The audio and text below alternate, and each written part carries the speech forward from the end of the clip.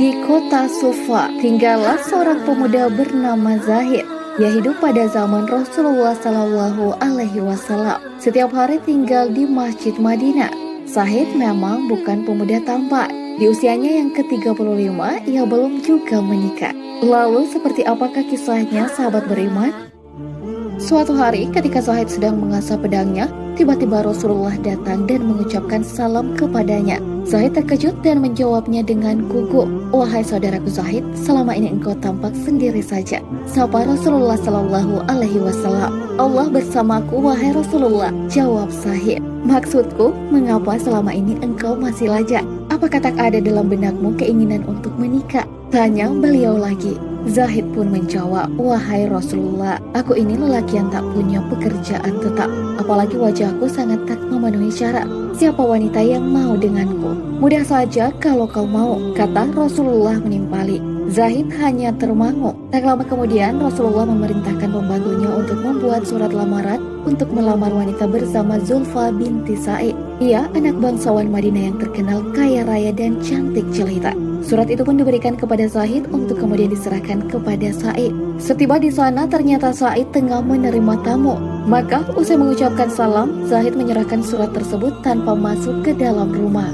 "Sa'id saudaraku, aku membawa surat untukmu dari Rasulullah yang mulia," kata Zahid. Sa'id menjawab, "Ini adalah kehormatan buatku." Surat itu dibuka dan dibacanya. Alangkah terkejutnya Sa'id usai membaca surat tersebut. Tak heran karena dalam tradisi bangsa Arab selama ini, perkawinan yang biasanya terjadi adalah seorang bangsawan harus kawin dengan keturunan bangsawan pula.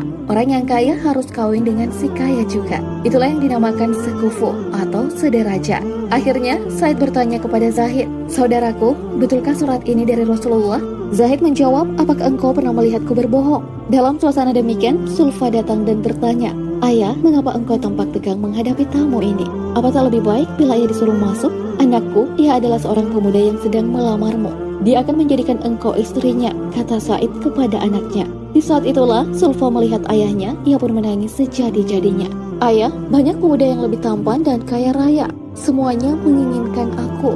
"Aku tak mau, ayah," jawab Zulfa merasa terhina. Sa'id pun berkata kepada Zahid, "Saudaraku, engkau tahu sendiri anakku merasa keberatan. Bukannya aku hendak menghalanginya. Maka sampaikanlah kepada Rasulullah Shallallahu Alaihi Wasallam bila lamaranmu ditolak." Mendengar nama Rasulullah Shallallahu Alaihi Wasallam disebut sang ayah, Zulfa berhenti menangis dan bertanya, "Mengapa ayah membawa-bawa nama Rasulullah Shallallahu Alaihi Wasallam?" Sa'id menjawab, "Lelaki yang datang melamarmu ini datang karena perintah Rasulullah." Serta-merta Zulfa mengucap istighfar berulang kali dan menyesali kelancangan perbuatannya itu. Lirih, wanita muda itu berkata kepada sang ayah, "Mengapa ayah tidak mengatakannya sejak tadi bila yang melamarkan lelaki itu adalah Rasulullah Shallallahu Alaihi Wasallam? Kalau begitu keadaannya, nikahkan saja aku dengannya. Karena aku teringat firman Allah, sesungguhnya jawaban orang-orang mukmin bila mereka dipanggil Allah dan Rasulnya agar Rasul menghukum mengadili di antara mereka adalah ucapan, 'Kami mendengar dan kami patuh.' Dan mereka itulah orang-orang yang beruntung." Quran Surah An-Nur ayat 51. Hati Zahid makin melambung entah kemana. Ada semburat sukacita yang tergambar dalam rona wajahnya. Bahagia itu pasti ia rasakan saat itu. Setiba di masjid, ia bersujud syukur. Rasul yang mulia tersenyum melihat gerak-gerik Zahid yang berbeda dari biasanya.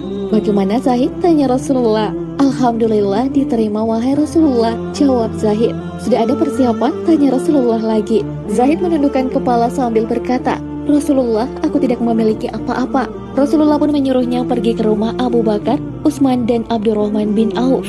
Setelah mendapatkan sejumlah uang yang cukup, Zahid pergi ke pasar untuk belanja persiapan pernikahan. Bersamaan dengan itu, Rasulullah menyuruh umat Islam untuk berperang menghadapi kaum kafir yang akan menghancurkan Islam. Ketika Zahid sampai di masjid, ia melihat kaum muslimin telah bersiap dengan persenjataannya. Zahid bertanya, "Ada apa ini?" Sahabat menjawab, "Zahid, hari ini orang kafir akan menghancurkan kita. Apakah engkau tidak mengetahuinya?" Zahid pun beristighfar beberapa kali sambil berkata, "Wah, kalau begitu aku lebih baik menjual perlengkapan perkawinan ini dan aku akan membeli kuda terbaik. Tetapi Zahid, malam nanti adalah bulan madumu. Apakah engkau akan pergi juga?" kata para sahabat menasihati. Lalu Zahid menyitir ayat, "Jika bapak-bapak, anak-anak, saudara-saudara, istri-istri kaum keluargamu, harta kekayaan yang kamu usahakan, Perniagaan yang kamu khawatiri kerugiannya dan rumah-rumah tempat tinggal yang kamu sukai adalah lebih kamu cintai daripada Allah dan Rasul-Nya dari berjihad di jalannya, maka tunggulah sampai Allah mendatangkan keputusannya. Dan Allah tidak memberi petunjuk kepada orang-orang fasik. Quran Surah At-Taubah ayat 24. Akhirnya, Zahid melangkah ke medan pertempuran sampai ia gugur. Dan Rasulullah berkata, hari ini Zahid sedang berbulan madu dengan bidadari yang lebih cantik daripada Zulfa. Lalu Rasulullah membacakan surah Al-Imran ayat 169 hingga 170. Janganlah kamu mengira bahwa orang-orang yang gugur di jalan Allah itu mati. Sebenarnya mereka itu hidup di sisi Rabb-Nya dengan mendapat rezeki. Mereka bergembira dengan karunia yang diberikan Allah kepada mereka dan bergirang hati terhadap orang-orang yang masih tinggal di belakang yang belum menyusul mereka, dan mereka tidak bersedih hati. Para sahabat pun meneteskan air mata. Bagaimana dengan Zulfa? Mendengar kabar kematian Zahid, ia telah berucap, "Ya Allah, alangkah bahagianya calon suamiku itu. Andai aku tak dapat mendampinginya di dunia, izinkanlah aku mendampinginya di akhirat kelak." Wallahu a'lam bishawab.